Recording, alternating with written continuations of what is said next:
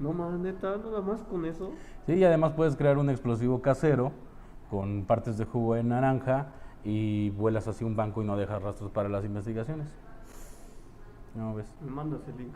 Sí, Oye, de veras, ¿por qué ya no has hecho un Bulbo News?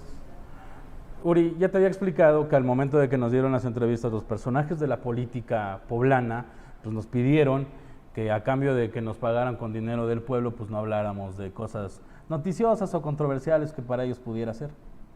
¿Cuál? Pero si no nos dieron nada. Es cierto, muchos ni siquiera compartieron tus equipos no compartieron ni siquiera la entrevista, ¿verdad? ¿Qué más? Corte. Vamos a grabar uno, ¿no? Hecho, dale. ¿Te parece? Va.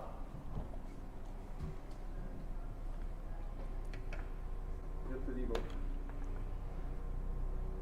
Modo Bulgo News. Estamos de regreso en este espacio de libertad de expresión, de opinión no vendida, donde nadie nos chayotea ni nos maicea. Su espacio noticioso, el grito del Bulgo News, donde está la gente que entiende pues, los prólogos llenos de sarcasmo que acostumbramos a hacer.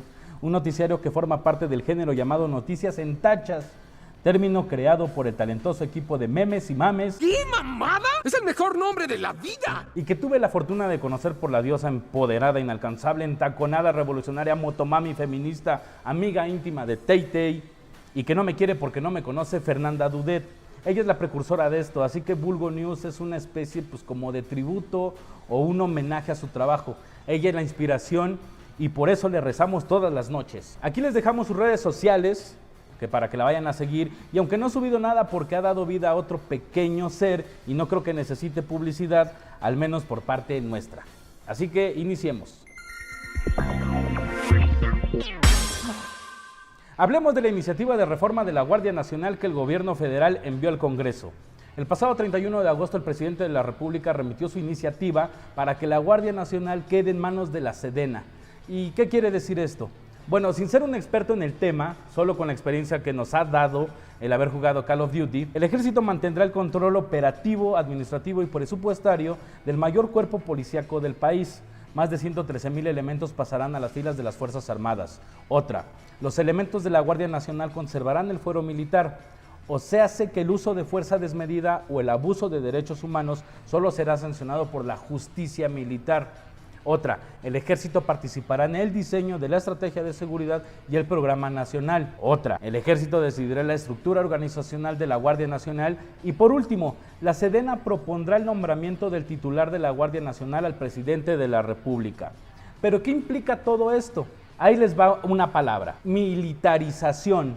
Ya que según dicta la propia Constitución mexicana, la Guardia Nacional debe de ser una corporación civil y al ser absorbida por la Secretaría de la Defensa Nacional, perdería esa facultad. ¿Qué tiene que ver todo esto con la palabra que aprendimos hoy y por qué debe preocuparnos? Bueno, noticia 2. Heidi Mariana Pérez Rodríguez era el nombre de una niñita de tan solo 4 años, que fue asesinada en Nuevo Laredo, Tamaulipas, el pasado 31 de agosto por una bala perdida en medio de una balacera entre el ejército y un presunto grupo criminal.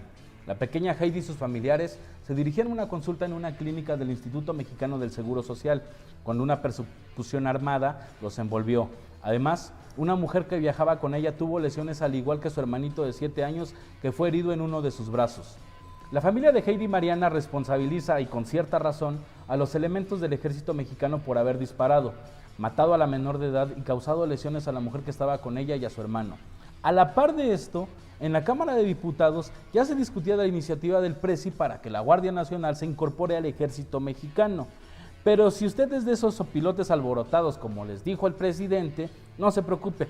El presidente se pronunció ante el caso y dijo que se va a castigar a los culpables, que casos como el de Heidi son la excepción y no la regla. En la Cámara de Diputados se guardó un minuto de silencio, eso sí, después de haber aprobado Fast Track la dichosa iniciativa. Básicamente Andrés Manuel se olvidó de todas las víctimas de la guerra contra el narco que desató Fecal, o sea, Felipe Calderón, o sea, lo digo así nomás para abreviar. Las víctimas de la guerra sucia, el movimiento del 68, Actea, la guerra contra el EZLN, es decir, toda la sangre de la que se ha cubierto el ejército mexicano a lo largo de la historia mexicana, porque como no sucedió mientras Andrés Manuel no estaba a cargo del changarro, pues no valen. El caso ha provocado una oleada de indignación en un momento en el que el gobierno federal pretende normalizar la integración de la Guardia Nacional a la Secretaría de la Defensa Nacional y ampliar el plazo que permite a las Fuerzas Armadas realizar tareas de seguridad pública, es decir, sacar el ejército a las calles. Pareciera que no hemos aprendido de la trágica y violenta historia de nuestro país y cometemos los mismos errores una y otra vez. Por cierto, ¿usted se acuerda cuando Andrés Manuel criticaba las decisiones de Felipillo con el ejército? Mucha tristeza, pero también mucha fuerza para la familia de la pequeña Heidi. En las tierras de Quique Alfaro y del influencer Samuelón García, surgió el movimiento artístico de protesta Visit México Feminicida, que entre muchas cosas nos sirven como un recordatorio, una alarma para las víctimas que este país pretende olvidar y darle otra imagen al mundo. Sin embargo, aquí se sigue matando mujeres. El México turístico que se quiere vender es también el destino paradisíaco en el que 11 mujeres son asesinadas todos los días. Esta obra de arte nos lleva a hacernos una pregunta muy pertinente. ¿A las autoridades les molesta el arte o no lo entienden?